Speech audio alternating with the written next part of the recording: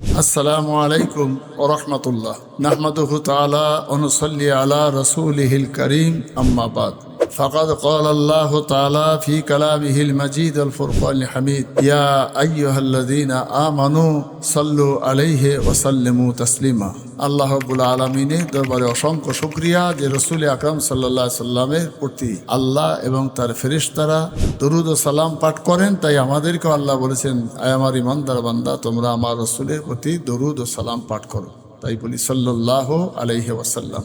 সর্বশ্রেষ্ঠ মহামানব, এহকাল পরকালের কান্ডারি মুহাম্মদুর রাসূলুল্লাহ সাল্লাল্লাহু আলাইহি সাল্লাম মসজিদের খেদমত করা কত বড় মহৎ কাজ, সেইটা বোঝাবার জন্যে একটা বিষয় আমি আপনাদের কাছে তুলে ধরছি।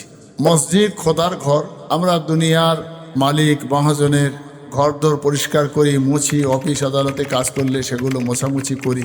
এই পৃথিবীর সামান্যতম কদিনের জীবনযাপনে তাতে অর্থের জন্যেই ধরুন আমরা এই কাজটা করি। তাই সমস্ত মালিকের মালিক যিনি, সেই মহান স্রষ্টা আল্লাহর ঘর পবিত্র মসজিদ। আল মসজিদু বাইতুল্লাহ, মসজিদ হলো আল্লাহর ঘর। সেই ঘর তখন আজকের দিনে তো চতুর্দিকে মসজিদগুলো পাথর বসানো, টাইলস বসানো। সেদিনে তো নিঃসন্দেহে মসজিদ এরকম ছিল না। তো খেজুর পাতা দিয়ে ছাওয়া, খেজুর পাতা দিয়ে ঘেরা মসজিদে নববী।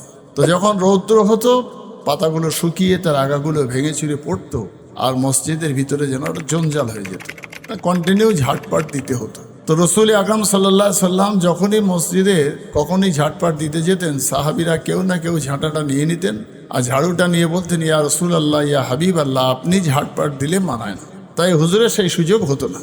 একদিন রাসূল আকরাম সাল্লাল্লাহু আলাইহি সাল্লাম ভাবলেন যে আমি আল্লাহর ঘরের একটু খাদেম হব, কিন্তু আমার সাহাবীরা আমাকে সেই কাজটা করতে দেয় না। তাই গভীর রাত্রে হুজুর এসে নির্জনে একা একই সেই মসজিদে ঝাড়পাট দেওয়া শুরু করলেন। এখন একদিকে মেঝেটা তো বালি মাটি, আবার খেজুর পাতা শুকনো পড়া। তো হুজুর যখন ঝাড়ু নিয়ে ঝাড়পাট দিচ্ছেন, খসখস খসখস করে আওয়াজ হচ্ছে।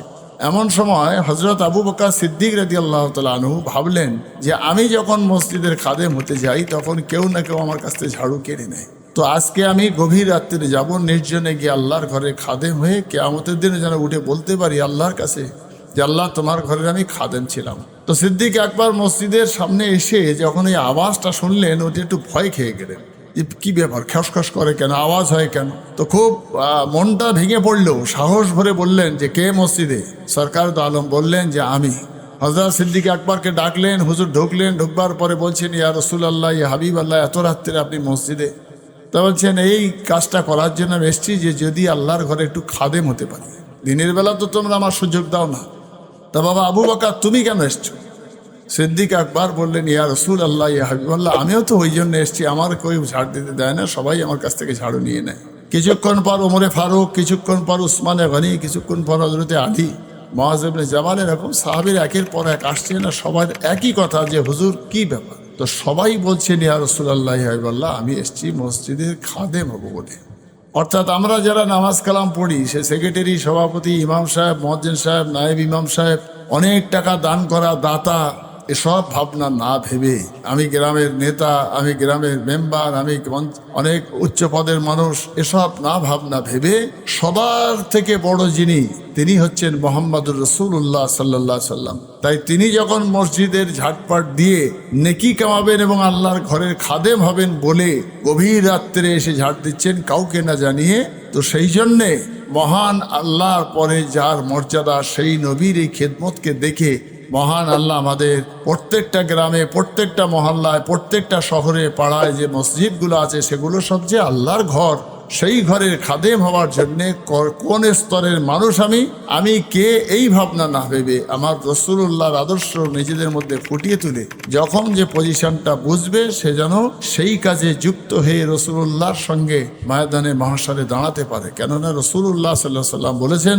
মান তাশাব্বাহা বিকওমিন ফাহুয়া মিনহুম, আও কামা ক্বালা আলাইহিস সালাতু ওয়াস সালাম। তো এই কাজটা আবু বকর সিদ্দিক, ওমরে ফারুক, উসমানে গনি রাদিয়াল্লাহু তাআলা আনহুমদের এবং স্বয়ং রাসূলুল্লাহর কাজ। তাই আপনি সেই কাজটা করলে, আমি সেই কাজটা করলে, আমরা তো রাসূলুল্লাহর কাজের সঙ্গে যুক্ত হতে পারলেই কিয়ামতের দিনে ময়দানে মাহশরে রাসূল পাক সাল্লাল্লাহু আলাইহি ওয়াসাল্লাম এবং সাহাবায়ে কেরাম, খোলাফায়ে রাশিদিনদের সঙ্গে আল্লাহ আমাদের হাসর নাসর নিঃসন্দেহে করাবেন। সেই বিশ্বাস রেখে পবিত্র ঘর মসজিদের খাদেম হওয়ার আল্লাহ আমাদের তৌফিক দান করুক। সমস্ত সমস্ত অহংকারকে মাটিতে মিশিয়ে দিয়ে আমি একেবারে মাটির মানুষ হয়ে যাই। মহান আল্লাহ যেন আমাদের সেই রকম একজন মহামানবের আখলাক, স্বভাব, চরিত্রকে আমাদের মধ্যে ফুটিয়ে তোলার আল্লাহ তৌফিক দান করুক। যে নবীর আদর্শ সম্পর্কে আল্লাহ বলেছেন, লাকাদ কানা লাকুম ফি রাসূলিল্লাহি উসওয়াতুন হাসানা, সর্বোত্তম চরিত্রের অধিকারী যিনি, তার নাম মুহাম্মাদুর রাসূলুল্লাহ সাল্লাল্লাহু আলাইহি সাল্লাম। আমা তৌফিকি ইল্লা বিল্লাহ। আসসালামু আলাইকুম